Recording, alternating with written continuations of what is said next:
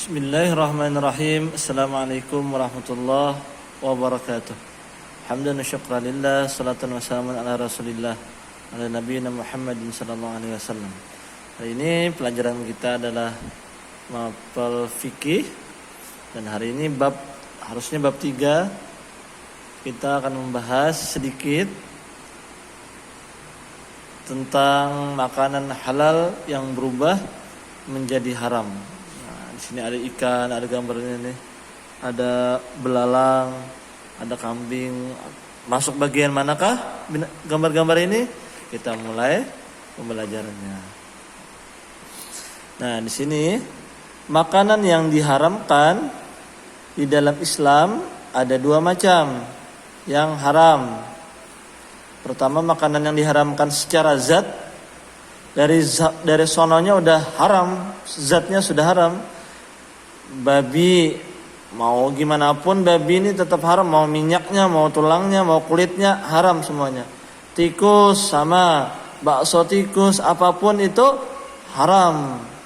Siomay tikus haram, nggak bisa. Kemudian ular juga, sate ular, ular goreng, semua haram. Nah, hati-hati kita kalau mampir ke tempat makan itu banyak itu makanan-makanan yang dipanggang, ternyata bisa jadi itu babi, tikus atau ular. Jadi harus lihat dulu ini kayaknya tempat makan menjual yang halal atau yang haram, karena bisa tercampur wajannya atau sisa-sisa zatnya. Jadi kita berhati-hati ke tempat makan. Nah, kemudian yang kedua, kalau yang tadi zatnya sudah haram, kalau yang dua makanan yang haram secara hukum. Jadi awalnya bisa tidak haram, tapi karena ada beberapa hal hingga dia berubah menjadi haram. Pada bab ini, bab 3 ini kita akan pelajari jenis makanan yang halal berubah menjadi yang haram. Pertama, ini adalah makanan-makanan yang halal tapi jadi haram. Maka bangkai hewan. Nah, bangkai hewan itu memakan daging hewan darat. Nih, ingat ya, darat. Kalau di air ikan bangkainya pun juga halal, tapi karena ini di darat harus melalui penyembelihan yang syar'i.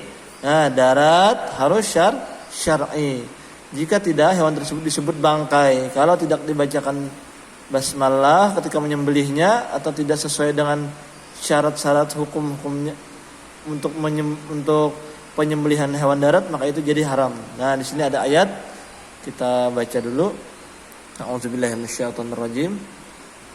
Hurrimat 'alaikumul maitatu wad-damu wa lahmul khinziri wa ma uhilla li ghairillahi bih wal munkhaniqatu wal mawquzatu wal mutaraddiyatu wan natihatu wa ma akala as-sab'u illa ma zakkaytum wa ma zubiha 'alan nusub. Quran surah Al-Maidah. Nah, diharamkan memakan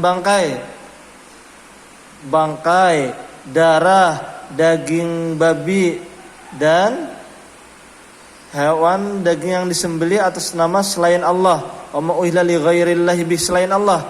Ini menyembelih itu harus nama Allah. Kalau selain Allah enggak bisa. Nah, baru di sini masuk apalagi setelah itu. Nah, di sini jenis-jenis bangkai ini disebutkan nih. Jenis bangkai itu macam-macam. Pertama nih, wal munkhaniqatu.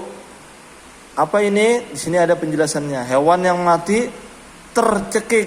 Nah, tercekik.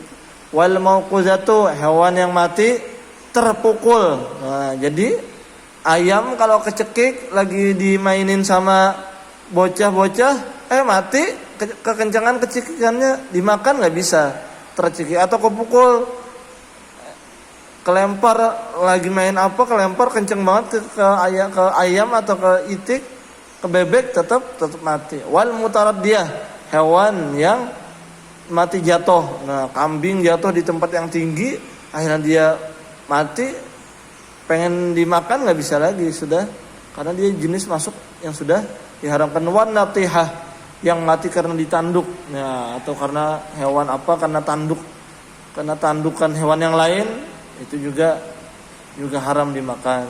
Kemudian wa ma akala sabu illa ma zakaitum. Kemudian dan diterkam binatang buas. Nah, ini juga haram dimakan, bangkai. Kecuali diterkam binatang yang terlatih, misalnya anjing yang terlatih untuk berburu, itu dibolehkan. Tapi kalau yang diterkam binatang buas, kita ambil sisanya nggak boleh. Itu termasuk bagian yang haram. Kemudian dan diharamkan bagimu yang disembelih untuk berhala. Nah, itu nggak boleh. Jadi tadi bangkai tadi macam jenisnya ada munkhaniqah, ada mauquzah, ada 4 tadi, itu 2 3 4, ada mutaraddiyah, ada an-natihah, itu istilah-istilahnya. Nah, jadi secara umum bangkai hewan yang disembelih tidak sesuai syar'i, hukumnya haram untuk dimakan. Nah, ini disebutin juga nih selainnya nih, kalau yang diterkam binatang buas yang kena listrik, potongan tubuh dari hewan yang masih hidup, copot kakinya, atau kenapa pengen dimakan kakinya aja, nggak bisa juga. Hewan yang secara sengaja tidak disebut nama Allah, daging hewan disembelih atas nama selain Allah, ada daging hewan yang disembelih untuk berhala, haram semuanya. Selanjutnya, sesuatu yang najis. Nah, hewan yang najis juga baik najis secara zat seperti darah yang mengalir, kotoran dan air kencing manusia, kotoran hewan yang dagingnya tidak boleh dimakan, air liur anjing dan lain-lain merupakan zat yang asalnya tidak najis kemudian tercampur najis sehingga berubah salah satu sifatnya, maka dia berubah menjadi najis berdasarkan kesepakatan para ulama. Kayak anak di sini juga disebutkan ini, tiadalah aku peroleh dalam wahyu yang diwahyukan kepadaku sesuatu yang diharamkan bagi orang yang hendak memakannya, kecuali kalau makanan itu bangkai atau darah yang mengalir atau daging babi. Semua itu jenisnya kotor. Nah, bangkai kotor, darah yang mengalir kotor, daging babi juga kotor. Sudah 2 pembahasan tadi, bangkai hewan, yang kedua sesuatu yang najis. Kemudian yang ketiga, hewan yang sebagian besar sumber makanannya adalah najis. Nah, jadi kalau ayam, kambing dan ikan lele ini aslinya halal, tapi kalau dimakannya kotoran, sesuatu yang najis, dia tetap hidup. Tapi ketika kita ingin makan, itu jadi kita diharamkan.